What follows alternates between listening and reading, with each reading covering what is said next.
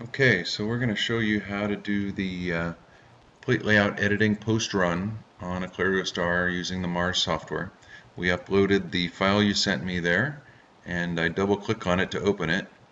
It takes about 45 seconds to open on my system for the kinetic run of, I'm not sure how many cycles, how many versions of the plate read you did over how much time, but it takes about 45 seconds. So if you time that compared to the one that's on your computer, then you should be able to get a good idea of whether or not your computer is processing the data as quickly as it should be processing it.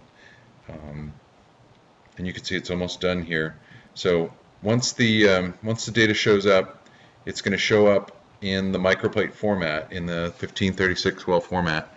And the first thing we're going to want to do when it shows up is we're going to want to display the data in an enhanced way. So you can see the full 1536 well plate here.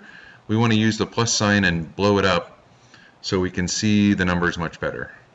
And then we're going to use the slider on the side there to go up to A1. Just slide that all the way up to the top and you'll see A1.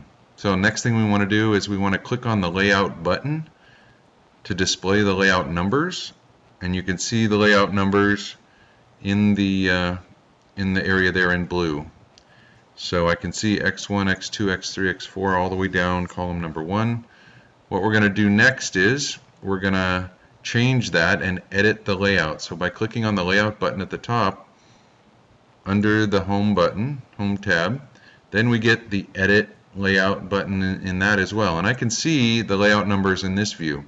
When I hit the edit layout button, however, it goes to black. So I think we're working on that, but at the moment we have an easy solution for yours, which is to create replicates for all the columns.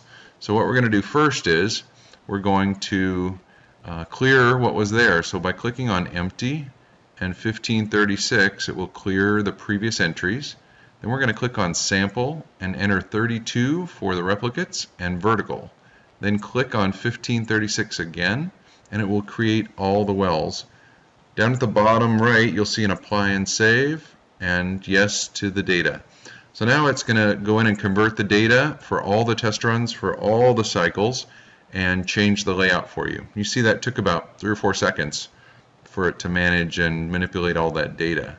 So I can then, if I blow up and see the wells now, I can see that column number 1 are all X1, column number 2 are all X2, and so on, just the way you wanted it.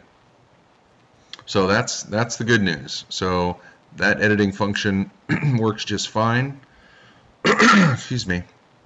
And now we want to be able to display multiple lanes together, right? So we use the minus button and zoom back out to see the lanes, all the lanes that we want to see. And then we're going to click at the top number, like number 5, and we're going to hit the control button on the keyboard and choose another lane, another column.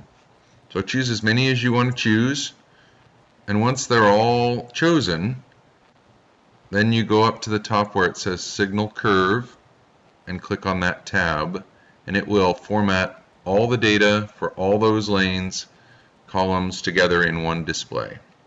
Now I'm working right now to try and learn how to set the colors for the display graphs to be the way you want, meaning all the replicates in column number 1 to be red, column number 5 to be blue, and column number 10 to be green. I haven't quite figured that out yet, so I'm asked Carl for some help, and hopefully on Monday Carl will be able to get a hold of you and get a hold of us and tell us what to do. So by clicking on this curve setting button, which is where it's at now, you can go in and change the color of all the curves like we've done, changed it to blue, or you can change individual ones to different colors if you know which one you want to do. So that's it.